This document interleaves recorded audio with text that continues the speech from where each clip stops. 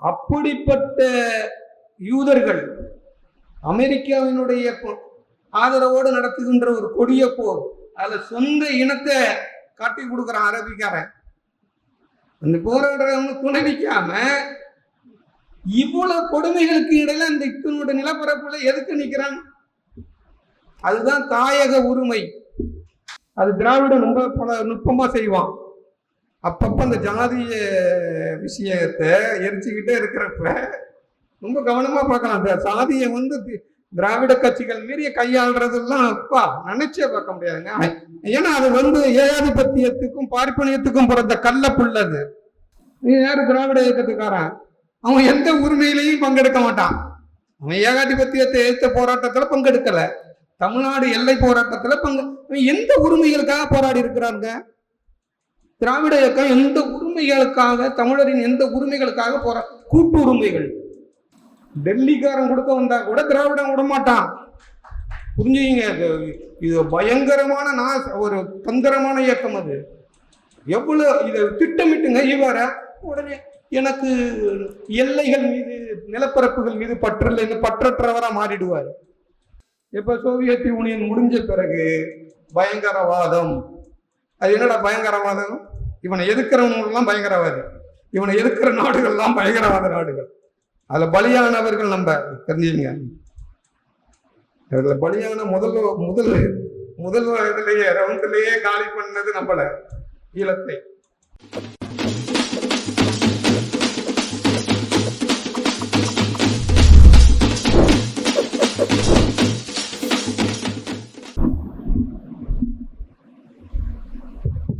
அனைவருக்கும் மாலை வணக்கம்.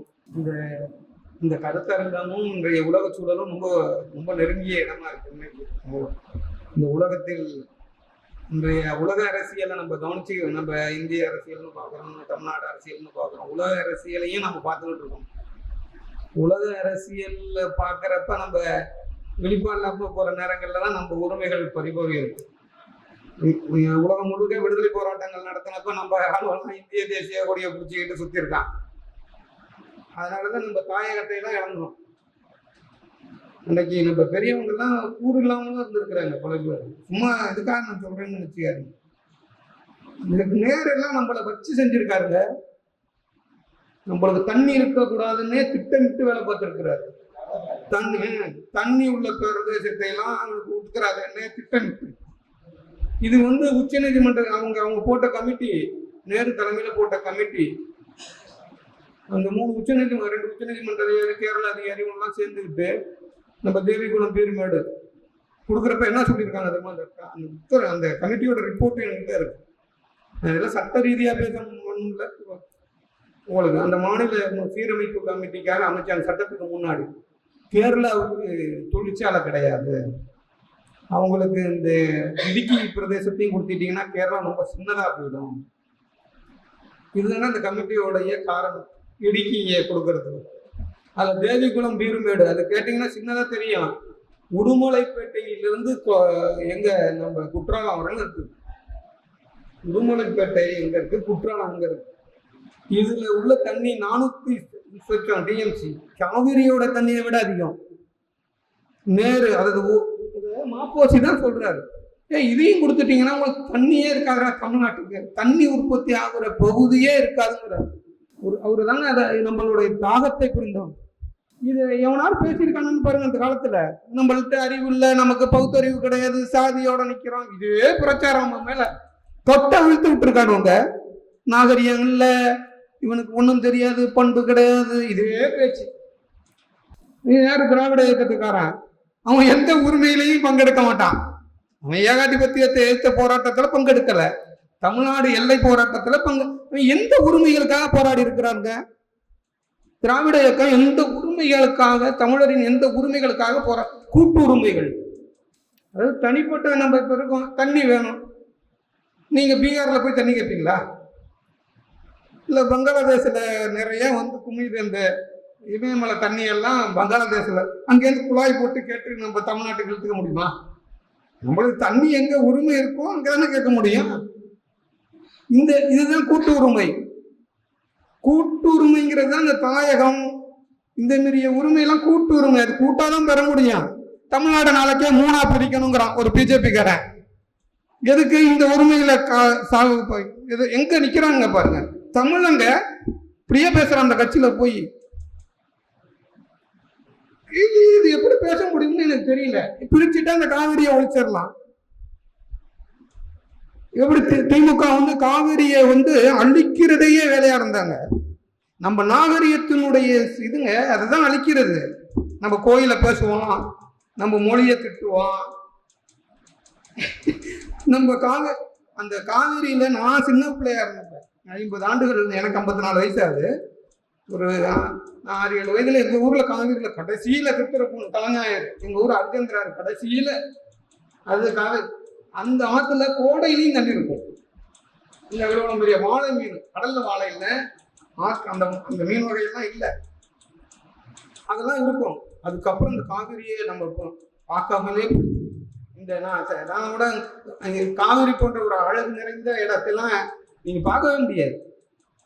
நீங்க இப்பயும் இதுல நம்ம அஸ்ஸாம்ல போங்க, அந்த பிரம்மபுத்திரா பிரம்மாண்டமா போகும். அப்படி ஒரு விமானத்துல இருந்தே பாக்குறப்ப உங்களால பிரமிச்சுவீங்க.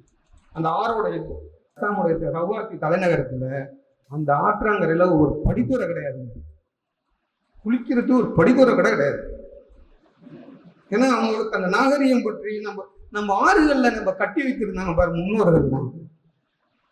அந்த அழகையெல்லாம் நம்மள எவ்வளவு இந்த ஈவேரெல்லாம் எவ்வளவு கேவலமா பேசியிருக்கான் பாருங்க. படிச்சு இன்னைக்கும் எழுதுறான் உங்க ஃப்ரண்ட் லைன்ல ஆங்கிலத்துல நம்மள்ட்ட அறிவு ஜாதி ஜாதி சாதி சாதி சாதி சாதி.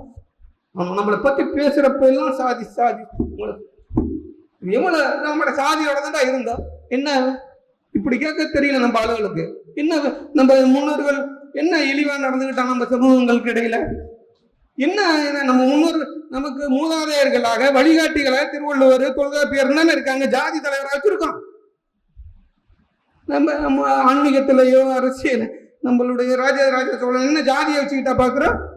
ஆனா நம்மளை எப்படி குறி வச்சு பேசுறான் பாருங்க. சாதி சாதி ஜாதி தான் பெரிய இழிவு, ஒரு இழிவும் கிடையாது. இப்படிதான் பேசணும். ஜாதி என்ன இழிவு? அப்ப நம்ம முன்னோரெல்லாம் இழிவா இருந்தானா? நம்ம முன்னோரெல்லாம் இழிவா? இதை பார்க்க வேண்டாம். எவனோ ஒரு ஆங்கிலேயம் ஒரு நூல் எழுதுறான், எவனோ ஒருத்தன் வடநாட்டுல இருந்து பேசுறான்னா அதை வச்சுக்கிட்டு மதிப்பிடுற நம்மளே. இப்ப ஒண்ணும் இல்லை, பறையர்னு ஒரு சொல்லு இருக்கு. தயவு செய்து இதை புரிஞ்சுங்க, நம்ம சொல்ல வேண்டியிருக்கு. இந்த பறையருங்கிற சொல்லு ஆங்கில அரசியல் உலகத்துல குற்ற சமூகத்தினர், குற்ற கூட்டத்தினர்னு வச்சிருக்கான்.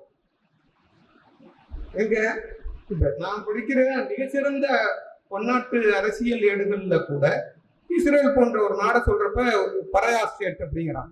இப்ப பறையருங்கிற சொல்ல ஆங்கிலத்துல என்னவா போய் பதிஞ்சிருக்கு? சரியாது? இது சரியாது? இன்னைக்கு தமிழ்நாட்டுல நம்ம அரசியல் வழிகாட்டியா இருக்கிற ஐயா பேரறிஞர் குணா பறையர் சமூகத்தவர், இளையராஜா பறையர் சமூகத்தவர், எவ்வளவோ பெரிய மிகச்சிறந்த ஞானிகள்லாம் இருந்திருக்கிறாங்க. இப்ப இந்த மொழி வழியா எங்க போறான்? ஆங்கிலத்தில இருந்து படிக்கிறது.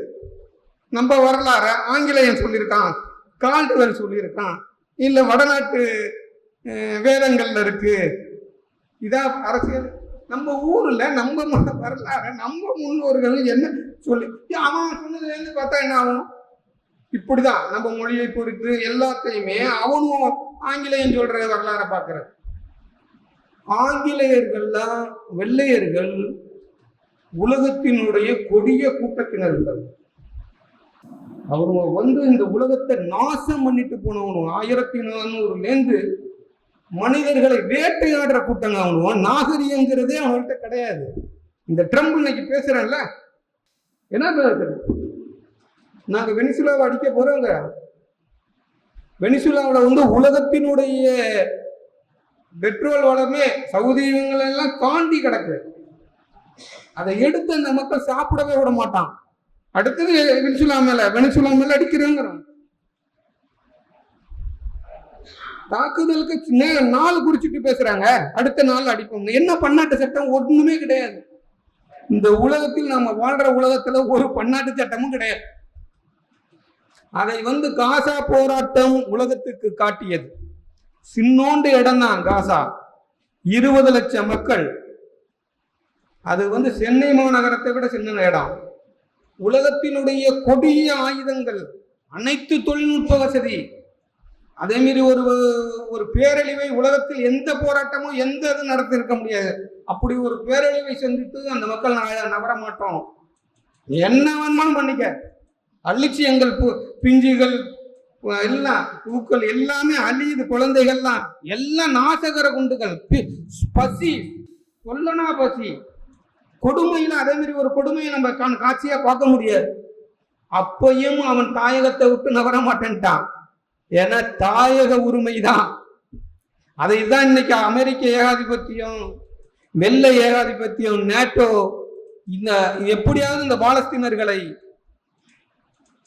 அவங்கள காசாவில இருந்து வெளியேற்றிட்டா முடிஞ்சிட்டு. அதோட இனிமேலாம் பாலஸ்தீனர்களுடைய கடைசி தாயகமும் முடிந்துவிடும். அப்பதான் அந்த மக்கள் நீ என்னதான் பண்ணுடா, நான் நவர மாட்டேன்ட்டான்.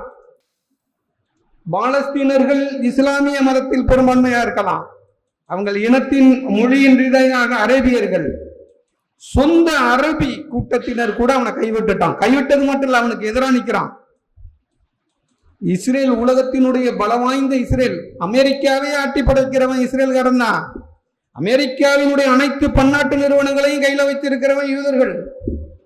இன்னைக்கு வச்சிருக்க கூகுள் யூதனுடையது, பேஸ்புக் யூதனுடையது, டெல் கம்பெனி யூதனுது, அமெரிக்காவினுடைய வணிக விவகாரம் எந்த எல்லாம் அவன் கையில தான். ட்ரம்ப் போய் அவன் சேரை சரி பண்ணிடுறான், நெதன்யாகுடைய சேரை. அப்படின்னா பார்த்துங்க, யூதன் தான் கையில வச்சிருக்கான் உலகத்தை, ஐரோப்பாவையும். அப்படிப்பட்ட யூதர்கள் அமெரிக்காவினுடைய ஆதரவோடு நடத்துகின்ற ஒரு கொடிய போர். அதுல சொந்த இனத்தை காட்டி கொடுக்குறான் அரபிக்காரன். அந்த போராடுறவங்க துணை நிற்காம இவ்வளவு கொடுமைகளுக்கு இடையில அந்த இத்தனோட நிலப்பரப்புல எதுக்கு நிற்கிறான்? அதுதான் தாயக உரிமை. தாயக உரிமைங்கிறது அதோடைய மதிப்பு. ஏன்னா அவன் எங்க போக முடியும், எவன் ஏத்துப்பான்? அமெரிக்காவுக்கு போறேன், நாங்க கிரீன் கார்டு வாங்கிட்டோம், இங்க உள்ள இந்த பொறுக்கி எல்லாம் அந்த அமெரிக்காவுக்கு போய் பொறுக்கிறத விட உலகத்துல மிக கேவலமான வேலை ஒண்ணு கிடையாது. அறமற்ற செயலன் அமெரிக்காவுக்கு போறது, வெளிநாட்டுக்கு போறதுங்க. நான் பேரை சொல்றேன்னு நினைக்காங்க, தயவு செய்து. அவன் நீ எங்கேயா போனாலும் ஒரு ஏகாதிபத்தியத்தோட எந்த கண்ணிலையாவது நீ வேலை பார்க்க போற. அவன் நடக்கிற அத்தனை கொடுமைகளுக்கும் உலகத்துல எத்தனை பகுதிகள் அவன் ஒரே நேரத்துல அழிவு வேலைகளை நடத்திட்டு இருக்கான் பாருங்க. எத்தனை நாடுகளை இப்ப காசாவை முன்னிட்டு லெபனான் அடிக்கிறான், சிரியாவை அடிக்கிறான், ஈரான் அடிக்கிறான், அந்த நாடு ஏமனை அடிக்கிறான். எத்தனை நாடுகள் அங்க எல்லாம் பிள்ளைங்க தூங்க முடியாது இரவுகள்ல. லெபனான்ல மிக கொடிய, அவங்கள்ட்ட எந்த பன்னாட்டு சட்டம் கிடையாது. ஐநாவோட என்ன ஐநாங்கிறா, என்ன ஐநா பன்னாட்டு சட்டம் ஒண்ணும் கிடையாது. இதுதான் அவனை வச்சிருக்க உலக ஒழுங்கு. இதை என்ன செய்யறான்? மறுபடியும் 2ஆம் உலக போருக்கு பிறகு உலகம் இந்த இவனெல்லாம் வெள்ளையம் போனாலும் அதை மறுபடியும் கொண்டுட்டு வர்றான். மறுபடியும் நம்மளை ஆதிக்கம் பண்றான். தாயகம் இறையாண்மை ஒண்ணும் கிடையாது, படைதான், அடிதான். எனக்கு ஒத்துக்கிட்ட ஆள் இருந்தா ஆட்சியில் இரு. மோடிலாம் கையெடுத்து கும்பிட்டுக்கிட்டு தான் நிக்கணும், அவனால எதுக்க முடியாது. ரஷ்யாவில இருந்து எண்ணெயை சுத்திகரிச்சு நாங்க இன்னொரு விலைக்கு நிப்பாட்டுங்கிறான். நிப்பாட்டிடுறேன். இதுதான் உலக ஒழுங்கு. அவன் உருவாக்கி இருக்கிற உலக ஒழுங்குங்கிறது வெள்ளையர்களும் யூதர்களும் இன வெறியர்கள். நம்மளெல்லாம் அழிச்சு கொண்டு இப்ப சூடானா காலி பண்ணிட்டு இருக்கானோ. சூடான் மக்கள் எவனாவது கொஞ்சம் வசதி, அவன் நாட்டுல வளங்கள் இருந்ததுன்னா முடிஞ்சு போயிட்டு. அவன் நாட்டுல பெட்ரோல் மக்கள் இப்ப இந்த ரேர் எர்த் மினரல்ஸ் சொல்றான், இந்த பேட்டரி, இந்த கம்ப்யூட்டர் மற்றதுக்காக சேவை, இந்த கனிமங்கள் இது இருக்கிற நாடுகள். அதான் இது உக்ரைன். அந்த நாட்டை காலி பண்ணி அவன்கிட்ட இருக்கிற எத்தனையோ ட்ரில்லியனுக்கு உள்ள அந்த ரேர் எர்த் மினரல்ஸ் எல்லாம் எடுத்துட்டு போறான், கையெழுத்து போறான். படைகள் தான், சண்டை, அடிதான், எல்லாம் தகவல் தொழில்நுட்பம். எங்கன்னு நீங்க இருக்கிறீங்களோ உங்க தலையில போடுவாங்க உண்டை. இதுதான் அவனை வச்சிருக்க. இந்த வெள்ளை கூட்டத்தினர்களுடைய ஒரு அரசியலும் கிடையாது அவன்கிட்ட. வெளியில மனித உரிமை அப்படி நாங்க சட்டம் இதெல்லாம் இந்த காஜாவில் நடத்துனதுல தான் தெரிஞ்சது இவனு என்ன போய் இங்க என்ஜிஓக்கெல்லாம் பொறிக்குதுங்கிற பேருங்க. அமெரிக்கா ஃபண்டை வாங்கிக்கிட்டு இங்க இருந்து போறது, கருத்தரங்கம் நடத்துறது, அந்த உரிமை இந்த உரிமை எல்லாம் பன்னாட்டு நிறுவனத்துக்கு தகவல் கொடுக்குற பேருங்க. இந்த இதை நம்ம புரியணும். 350 வருஷத்துக்கு முன்னாடிலாம் நம்ம ஊர்ல வந்து நம்ம மக்கள் எல்லாம் எப்படி ரூல் பண்ணி வாழ்ந்துருக்காங்கன்னு பாருங்க. அவன் ஊர் எங்க, வெள்ளைக்காரனுடைய ஊர் அது. அது பார்த்தீங்கன்னா நம்ம இங்கே உள்ள தென்னிந்தியாவில் கூட இருக்காதுங்க. Spain, Portugal, England, France, Netherlands இவங்கெல்லாம் சேர்ந்தா கொஞ்சோண்டு இடம். இவங்களுக்கு என்னன்னா உலகம் முழுக்க போய் நாடுகளை பிடிக்கிறது தான் வேலையா இருந்திருக்கும். உலகத்தையே ஆண்டவர் காணுவான். மாட்சிமை தாங்கிய ராணிக்கு இதுன்னு சொல்லிக்கிட்டு அதை காட்டிக்கிட்டு நம்ம எல்லாம் பிடிச்சி மக்கள் எல்லாம் கூட்டம் கூட்டமாக கொள்றது, இவனுக்கு அவனுக்கும் சண்டையை போட்டு விடுறது. அவன் வர்றதுல என்ன கொண்டு வர்றான், ஒரு அரசாங்கத்தை நிறுவுறதுக்கான ஒரு ஏற்பாடு, ஏன்னா ஒரு திட்டம் வச்சிருக்கான். வாங்கினா ஆளும் கிடையாது. இங்க வந்து இந்த இடத்த பாத்துக்கிறான், எப்படி இவனோட இவ்வளவுதான் அவனு. அப்புறம் நம்மளை எப்படி மோத விட்டு ஆளுங்களை மோத விட்டு இடத்த பிடிக்கிறதுங்கிறது அதுக்கப்புறம் நிர்வாகம். இப்ப அதுதான் பயங்கரவாதம் வந்தான். இப்ப சோவியத் யூனியன் முடிஞ்ச பிறகு பயங்கரவாதம். அது என்னடா பயங்கரவாதம், இவனை எதிர்க்கிறவங்கெல்லாம் பயங்கரவாதி, இவனை எதிர்க்கிற நாடுகள்லாம் பயங்கரவாத நாடுகள். அதுல பலியானவர்கள் நம்ம தெரிஞ்சுங்க. அதுல பலியான முதல் இதுலயே ரவுண்ட்லயே காலி பண்ணது நம்மள ஈழத்தை, ஈழ போராட்டத்தை பயங்கரவாத முத்திரை. என்ன என்ன பண்ணாங்க, அவங்க தாயகத்துல கேட்டாங்க. இதை வந்து பயங்கர என்ன காரணம், என்ன உனக்கு செஞ்சுட்டா? உலகம் முழுக்க அவங்கவுங்க தாயகத்துக்கு போராடுறத ஐநாவினுடைய அடிப்படை ஆவணங்களை ஏற்றுக்கொள்ற உரிமை அது. LTD terrorist organisation. அவ்வளவுதான் முத்திரை. இங்கிலாந்து, அமெரிக்கா எல்லாம் சேர்ந்துக்கிட்டு அவங்க அங்க கடைசியில முள்ளிவாய்க்கால கடைசியிலாவது ஏதாவது நம்ம ஆளுவோம், கடைசி நேரத்திலாவது உயிரையாவது பொழைக்க வச்சிருவாங்க. அந்த ஒரு நாகரிக உலகத்துல கொஞ்சமாவது தப்பிச்சிட மாட்டோமான்னு ஒரு நம்பிக்கை இருக்குது. நான் கூட ஏதாவது சர்வதேச தலையிடலாம், ஸ்லாஷ் பண்ணிடுவாங்க, அப்படியே ஒழிச்சிருவான். இதெல்லாம் அவங்க ரொம்ப கவனமா அழகா செய்வாங்க. இதுதான் இன்னைக்கு உலகம் முழுக்க அவனுங்க நடத்துற இதுதான். இந்த உலகத்தை வந்து மிக கொடிய உலகமா மாற்றி வச்சிருக்கான். எங்கேயும் உரிமை எல்லாம் கிடையாது. எவனும் வளம் வச்சிருந்தா வாழ முடியாது. காங்கோ தான் இன்னைக்கு, காங்கோன்னு ஒரு நாடு ஆப்பிரிக்காவில் இருக்கு. சும்மா நீங்க கூகுள்ல போயெல்லாம் பார்க்கலாம். உலகத்திலேயே அவ்வளவு பெரிய வளமான நாடெல்லாம் கிடையவே கிடையாது. எந்த பக்கம் பார்த்தாலும் பசுமை முழுக்க. அந்த நாடு முழுக்க வைர சுரங்கம், தங்க சுரங்கம், பெரிய ஆறு. அந்த ஆறு, காங்கோ ஆறு ஆப்பிரிக்க கண்டத்துக்கே மின்சாரம் கொடுக்குமா. ஆனா அவன் ஒரு கவலம் சோறு சாப்பிட முடியாது, ஒரு கவலம் சாப்பிட முடியாது. அங்க இந்த வார்லார்ட்ஸ் அவன் ஒரு நாடு இன்னொரு வாரியம் குரூப்பை விட்டு சண்டை போட்டு கொண்டுகிட்டே இருப்பான். அங்க உள்ள வைரத்தை ஒரு குரூப் எடுத்துக்கிட்டு போய் விற்பான். அது எல்லாம் கரெக்டா வாஷிங்டனுக்கு போயிடும். இதுதான் இந்த உலகத்தினுடைய கொடியே. இதுல வந்து இவன் என்னன்னா எவனெல்லாம் ஏமாந்த கூட்டமா இருக்கானோ அவனை எல்லாம் காலி பண்ணிடுவானோ. நம்ம அது விவரம் இல்லாம சும்மா நம்மளுக்கிட்ட எல்லாம் ஒற்றுமை இல்லாத சாதி ஜாதி பெரிய ஜாதி சினிமா எங்கெல்லாம் வர ஜாதி பிரச்சனையே தான் பயங்கரமான. நம்ம என்னமோ ஆரமே இல்லாம வாழ்றது போல இது ஏன் பேசுறது. இந்த மக்களை எளிதா உணர்ச்சி நம்மளுக்கு இல்ல பயங்கரமான ஒரு சண்டையை போட்டு அதுல 2 ஜாதிகளுக்கு இடையில ஒரு 1000 பேர் சாகுறான்னு வச்சுங்க. 100 வருஷம் ஆனாலும் அந்த பகைமை நீங்குமா? அந்த மாரிய பகைமை உண்டாக்கிட்டு போடுவானோ. அது திராவிடம் ரொம்ப பல நுட்பமா செய்வான். அப்பப்ப அந்த ஜாதிய விஷயத்தை எரிச்சுக்கிட்டே இருக்கிறப்ப ரொம்ப கவனமா பார்க்கலாம். அந்த சாதியை வந்து திராவிட கட்சிகள் மீறிய கையாளுறதெல்லாம் அப்பா நினைச்சே பார்க்க முடியாதுங்க. ஏன்னா அது வந்து ஏகாதிபத்தியத்துக்கும் பார்ப்பனியத்துக்கும் பிறந்த கள்ள புள்ளது. புரிஞ்சுங்க, அதனுடைய பர்த்து. நான் எங்கேயுமே ஏகாதிபத்தியத்தை இருக்க மாட்டான், எந்த உரிமைக்கு நிக்க மாட்டான், அது கள்ள குழந்தது. சும்மா ஒரு இதுங்க சினிமா வசனம் வந்து மீறிய மக்களை ஏமாத்துறது. நமக்கு வியப்பா இருக்கு. நம்மளை பார்த்து சொல்லி இருக்காங்க, என்ன உனக்கு நாகரியம் இருக்கு.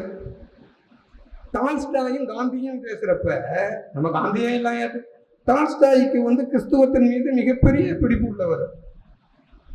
கிறிஸ்தவத்துல அவரு ரொம்ப ஆன்மீக தேடல் கொண்டவர், ஆன்மீக நிலை எல்லாம் அவருக்கு சில விஷயங்கள் கிறிஸ்துவத்துல கிடைக்கல.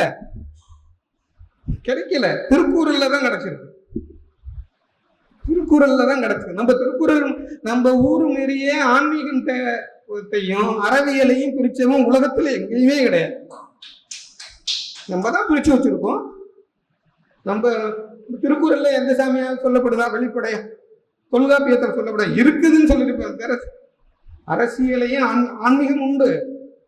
நம்மள்கிட்ட சொந்த சிறப்பு உண்டு. நம்ம மொழியில நம்மள்கிட்ட உண்டு. மற்ற சீனாக்காரன்ட்ட கூட கிடையாதுங்க. சீனாக்காரன்ட்ட ஆன்மீகம் கிடையாது, பௌத்தத்தை தான் வச்சிருக்கான். இங்கிலாந்துக்காரனுக்கு என்ன இருக்கு? ஆன்மீகம். கிறிஸ்தவம். அமெரிக்காக்காரனுக்கு கிறிஸ்தவம், அரபியலும் கிறிஸ்தவம் தான். அவனுக்கு என்ன நூல் இருக்கு?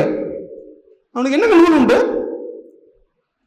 நூல் கிடையாதுங்க. அதனாலதான் அங்க பாத்தீங்களா எல்லாம் ஜியோனிசம்னா என்னன்னா யூதர்கள் மறுபடியும் இஸ்ரேலுக்கு திரும்புதல் தான். அதை போய் படிச்சீங்கன்னா இதை கனடா பிரதமர் நான் ஜியோனிஸ்டுங்குவான், இங்கிலாந்து பிரதமர் நான் ஜியோனிஸ்டுங்குவான். என்னடான்னா அதில் ஒன்றும் பெரிய தான்மீக பெரிய தத்துவமெல்லாம் கிடையாது. ஏதாவது வேணா நீங்க கிறிஸ்துவ நிறுவனங்கள்ல போய் கேட்டு பாருங்க. எனக்கு தெரியல, எனக்கு படிச்ச நல்ல பெரிய ஆன்மீக மெய்யி எல்லாம் ஒன்றும் பெரிய குழந்தைங்க, பயங்கர மதவெறியர்கள். அவன் ரோமன் கத்தோலிக்க கூட ஏற்றுக்க மாட்டான். கிறிஸ்துவத்துல ரோமன் கத்தோலிக்க உண்டு. பெரிய அந்த போப்பு எழுத்தாரு இந்த இனப்போடு போல. ஏன்னா அவருக்கே சகிக்கல, ஏன்னா அது அநியாயமா இருக்கு. அதே போல லெபனான், சிரியா, பாலஸ்தீன் எல்லாம் இருக்கிறவங்க சிரியன் கிறிஸ்டியனுக்குவாங்க. அவனும் யூதனும் மீறிய அறிவாளிகள், ஆனா அரபிகளோட இருப்பான்.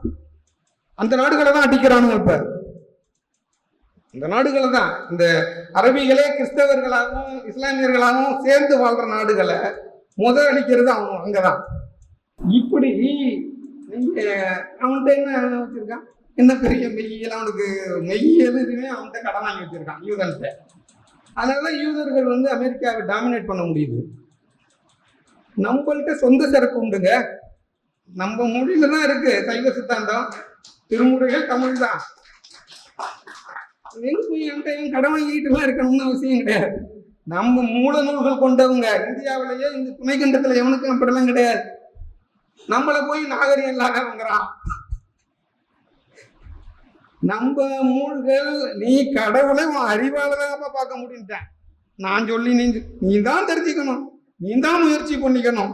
உன் அறிவு தான் சொன்னாங்க. அறிவால தான் அறிய முடியும் இறைவனையும்.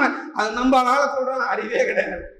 அறிவுன்னா என்னன்னு சொன்னான். அறிவினால் ஆகுது இந்த குரல் இருக்கு. இன்னொரு உயிருக்கு ஏற்படுற துன்பத்தை பார்த்துட்டு அதுக்கு உதவாத அறிவுக்கு என்னடா அறிவுன்னுங்கிற. நம்மளை பார்த்து எப்படி கேவலமா அவங்களெல்லாம் பேசியிருப்பான் பாருங்க. இதுதான் உளவியல் யுத்தம். இது காலனியத்திலிருந்து நடந்திருக்கு நம்ம மேல. ஆங்கிலேயர்கள் காலத்துல இந்த இங்கிலீஷை பேசுறது, இங்கிலீஷை பெரிய சிறப்பான மொழியாட்டாங்கிறது, நம்மளை இழிவா பார்த்துக்கிறது, நம்ம முன்னோர்களை நம்மளே கேவலமான பார்த்துக்கிறது. இந்த சொன்னல நம்ம ஒரு சமூகத்தினர் பாணர்கள் இருந்திருக்கிறாங்க. அந்த சமூகம் இன்னைக்கு எங்க போனது? பாணர்கள் தமிழ்நாட்டில் மிகப்பெரிய அறிவுக்குரியங்க. இது சிறுபான்நாட்டுப்படை, பெரும்பான்நாட்டுப்படை. அவங்க இன்னைக்கு எங்க போயிட்டாங்க? ஜாதி வரிங்கிற எங்க நம்ம இவங்க காலத்துல இருந்திருக்கிறாங்க. திருஞான சம்பந்தர் காலத்துல அவரோட திருநெல்வேலி யாழ்ப்பாணம் எங்க போனாங்க? ராஜராஜ சோழன் காலத்துல இருந்திருக்காங்க. தமிழ்நாட்டினுடைய சேர சோழ பாண்டிய 3 அரசு பகுதிகளிலையும் ஜிப்சி மீறிய, ஆனா ஜிப்சி வேற, நம்ம நடைப்பயணமாவே வெவ்வேறு ஊர்ல இருந்திருக்கிறாங்க. ஒரு சொந்தமா அவங்க அழிஞ்சே போயிட்டாங்க சார். இன்னைக்கு இல்லை நம்ம சமூகத்துக்கு. இது சாதி வெறி. ஒரு மிகப்பெரிய அறிவு சமூகம் தமிழ் மண்ணில இருந்து மறைஞ்சிருக்கு. இதுதான் நீங்க இந்த மேலத்துவ அறிவுங்கிறது அவனுக்கு இன்னைக்கு பெருசா மட்டும் அடிமையா இல்லை. நம்ம அவன் அறிவுக்கு அவன் ஆங்கிலத்தை கண்டு பயப்படுறது, அவன் மீடியாவை கண்டு அவன் சொன்னாங்கிறது, கால்டுவெல்ல எடுத்துக்கிட்டு வர்றது. இந்த கால்டுவெல்லுக்கு என்ன தமிழ் தெரியும்? அவனுக்கு என்ன தமிழ் படிச்சிருப்பான்? நீங்க இங்கே ஜெயம் நல்லசாமி பிள்ளை மதுரை திருச்சிக்காரர் மதுரையில ஜெயிச்சா இருந்தார். நம்ம திருமுறைகள் நம்மளுடைய சைவ சித்தாந்தங்களா ஆங்கிலத்துல எழுதி உலக அளவுள்ள மெய்யியல் இந்த ரிலிஜியஸ் அவங்களோட டிபேட் நடத்திருக்கிறார். விவாதங்கள்ல ஜிஓட மொழிபெயர்ப்பு தப்புங்கிறார். மிகப்பெரிய அறிவாளிகள்லாம் என்னமோ நம்மள்ட்ட ஒண்ணுமே இல்லைன்னு நினைச்சுக்கிட்டு இருக்கிறோம். நீங்க நம்ம யாருமே தெரியாம இருக்கிறோம். நல்ல காலம் இன்னைக்கு தமிழ் தான் நம்மளுக்கு அடையாளத்தை இதை பேசுற அளவுலயாவது நம்மள்ட்ட இருந்துகிட்டு இருக்கு. பேசுற அளவுல அதுவும் இல்லைன்னா நம்மளை ஒழிச்சு, அதனாலதான் இந்த மொழி மேலே அவங்களுக்கு கருவான். ஏன்னா இந்த மொழி அப்படி ஒண்ணு நீங்க நினைக்கிற மாரியெல்லாம் இல்லாது. இந்த மொழியில தான் நீங்க பல உண்மைகள், நீங்க பல உண்மைகளை வேற மொழியில அறிய முடியாதுங்க. நான் கிடையாது, பல மொழிகள்ல கிடையாது. அது நீங்க அதை மொழிபெயர்த்தா கூட இதனுடைய இதை பெற முடியாது. இதுதான் தமிழுக்குரிய இது. நம்ம மொழியை போலலாம் உலகத்துல அவனுக்கிட்ட எல்லாம் இருந்ததுன்னா அவன் இன்னைக்கு எங்கெங்கே போயிருப்பான். சீனாக்காரன் நம்மளை கண்டு ஏன் பாக்குறான்? சும்மா எந்த மொழியை மட்டும் பாக்குறான்? இந்த மொழி அதனோட தொடர்பு இருந்திருக்கு. அவனுக்கு எதையும் சொல்லியிருக்கிறோம். நம்ம யாரோட நாடையும் போய் பிடிக்கிறதெல்லாம் கிடையாது. நம்மள்கிட்ட நம்ம இருக்கிற நம்ம வடக்க இந்த சித்தூர்லாம் அழகு நிறைந்த அந்த பாலாரெல்லாம் அழிச்சுட்டாங்க. தெலுங்கு அப்ப அந்த நீதி கட்சி காலம்லாம் இருந்து பாருங்க. அப்ப இதையெல்லாம் தெலுங்கு மாவட்டமா மாத்தி எவ்வளவு கிளம்புற வேலை பார்த்திருக்கானோ பாருங்க. இன்னைக்கு சென்னைக்கு இங்கிருந்து தண்ணி எடுத்துட்டு போறோம். நீங்க அந்த பகுதியில ஏகப்பட்ட நீர்வளங்கள்ங்க, அழகு நிறைந்த பகுதிகள். நம்ம திருஞான சம்பந்தர் பாடல் ஊர் காலகத்தி அவர் அந்த அகில் மரங்களோட அந்த ஆறு அவ்வளவு அழகா நம்ம நாக இளங்கோ ஒண்ணு இங்கதான் துறையூர்ல இருக்காரு, ஆராய்ச்சியாளர், முகநூல்ல எழுதியிருந்தாரு. நம்ம அதையெல்லாம் இழந்துட்டு தெலுங்கா நம்ம தமிழர்களை எல்லாம் தெலுங்கர்களாவே கணக்கில் வச்சு ஆங்கிலேய காலத்திலே சுருட்டிட்டு போயிட்டான். இப்ப சென்னைக்கு அங்க தண்ணியும் கிடையாது, ஒண்ணும் இல்லை. சித்தூர்னு ஒரு இது நம்ம மூவா இவங்களுக்கெல்லாம் அதுதான் சொந்த ஊரு. அவங்கெல்லாம் அந்த ஊரை விட்டு அந்த ஊர்லயே இல்லை. அந்த ஊரே இன்னைக்கு நம்ம மனசுல இருந்தே கிடையாது. அதனாலதான் இவன் இடஒதுக்கீடுங்குவான். நீங்க ஒரு அரசாங்கம் அரசு வச்சிருந்தீங்க, நீங்க பேரரசே கட்டி வச்சிருந்தீங்கிறதெல்லாம் மறைச்சிட்டு இடஒதுக்கீடு இடஒதுக்கீடு நாங்கள் இடஒதுக்கீடு வாங்கி கொடுத்தோம். இடஒதுக்கீடு ஏன்னா எங்களுக்குள்ள பகிர்ந்து கொள்றது, நமக்குள்ள பகிர்ந்து கொள்றது. இது ஒன்றும் வடநாட்டுல இருந்தே வேற எங்கன்னு வருது. இது ஒரு பெரிய உரிமையாக. இது எப்படி உரிமையாகும்? காவேரியில தண்ணி வாங்கி கொடுத்தேன்னு சொல்லு உரிமை. இந்த மொழியை ஆட்சி மொழியை ஆக்கியிருக்கேன்னு சொல்லு உரிமை. டெல்லிகிட்ட இருந்து இந்த சண்டை போட்டோம்னு சொல்லு. நீ ஏதாவது உனக்கு தகுதி உண்டா? இந்த கான்ஸ்டிடியூஷன்லயே கொடுத்த உரிமையை கூட வாங்க துப்பு கிடையாது உனக்கு. இந்த கான்ஸ்டிடியூஷன்ல சொல்லியிருக்கான் மொழி உரிமை, உயர்நீதிமன்றத்துல அலுவல் மொழி. உன்னால வாங்க முடியுமா? உனக்கு மனசே கிடையாது. நீ யாருன்னு எங்களுக்கு தெரியும். டெல்லிக்காரன் கொடுக்க வந்தா கூட நீ கொடுக்க விட மாட்ட. டெல்லிக்காரன் கொடுக்க வந்தா கூட திராவிடம் விட மாட்டான். புரிஞ்சுங்க.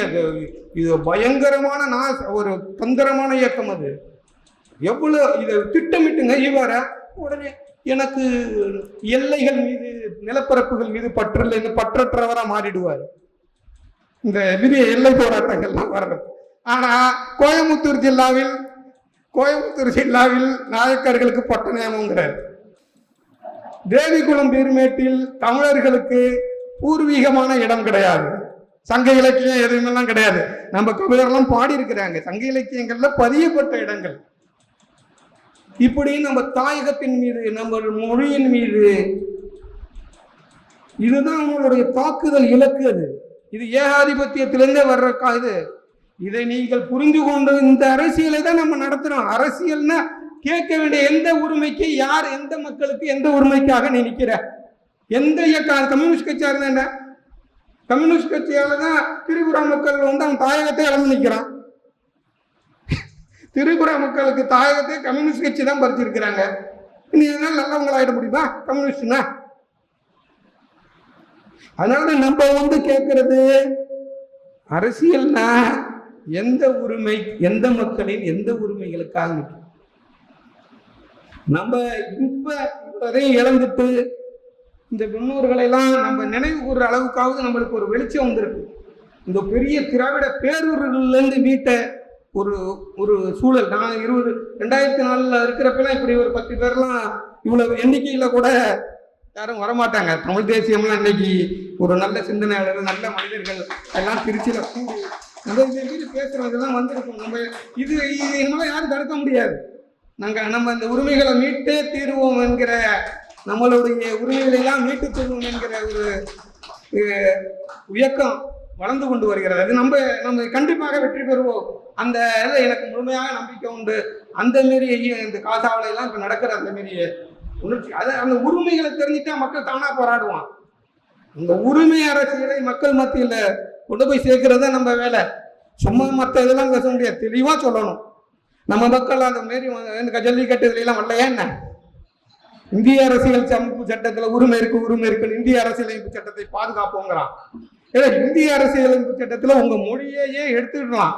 நாளைக்கே பாராளுமன்ற சட்டம் போட்டு இந்தி தான் பயிற்று மொழின்னா அந்த சட்டம் செல்லும். இந்திய அரசியலமைப்பு சட்டத்தின்படி இந்திய அரசியலமைப்பு சட்டம் அதுதான். அதை நீங்க போய் அங்க உட்காந்துட்டு மாத்துறதெல்லாம் நீங்க நடக்காது. அவன் ஒரு ஆளும் உங்க உரிமைகளுக்கெல்லாம் மதிப்பு கொடுக்குறவனே கிடையாது. அது நேருகிட்டே கிடையாது. ஈவன் காந்திகிட்டே இருந்ததுலாம் எனக்கு கிடையாது. காந்திலாம் நம்ம வஉசியை நடத்திக்கிட்டதுலாம் பார்த்தீங்களா, அவங்கெல்லாம் நம்ம அலுவலெல்லாம் எப்படி இட போட்டு இருந்திருக்காங்கிறதே தெரியும். அதனால வடநாட்டவர்கள் அதெல்லாம் பார்த்துக்கிட்டு நம்ம இன்னைக்கு தமிழர்கள் நம்ம முன்னோர்கள் யாரு நம்ம தெரிஞ்சு வர்றோம்ல, இவங்களுக்கெல்லாம் இவங்க அளவுக்கெல்லாம் யாருமே கிடையாதுங்க. இவங்களுடைய ஆளுக்கெல்லாம் நம்ம இவங்களெல்லாம் முன்னோர்கள் அளவுக்கெல்லாம் நீங்க சும்மா மற்றவங்களெல்லாம் விளம்பரப்படுத்தி வச்சுக்கிட்டு இருக்கிறோமே தவிர, அதனால இந்த முன்னோர்களை நினைத்து நமது உரிமைகளை நம்ம ஆழமா புரிந்து கொண்டு உருவாகிற தலைமுறையாக உருவாகி இருக்கிறோம். கண்டிப்பாக வெற்றி பெறுவோம் என்று கூறி வாய்ப்பளித்தமைக்கு நன்றி கூறுகிறேன். இவ்வாறான பல செய்திகளை, பல சிக்கல்களுக்கு விடை கிடைக்கக்கூடிய செய்திகளை தமிழர் கண்ணோட்டம் வலையொலியில் வெளிப்படுத்தி வருகிறோம். இது தற்சார்பாக செயல்படுவதற்கு நிதி தேவைப்படுகிறது. இந்த நிதியை நம்முடைய மக்களாகிய நீங்கள் தான், இளையோரும் பெரியோரும் நண்பர்களும் தோழர்களும் சான்றோரும் நீங்கள் உங்களால் இயன்ற அளவு என்ன இயலுமோ அந்த நிதியை வழங்குமாறு அன்போடும் உரிமையோடும் கேட்டுக்கொள்கிறேன். உங்களுக்கு நன்றி உணர்வோடும் பொறுப்புணர்வோடும் தமிழர் கண்ணோட்டம் செயல்படும் என்பதை உறுதி தெரிவித்துக் கொள்கிறேன். நன்றி, வணக்கம்.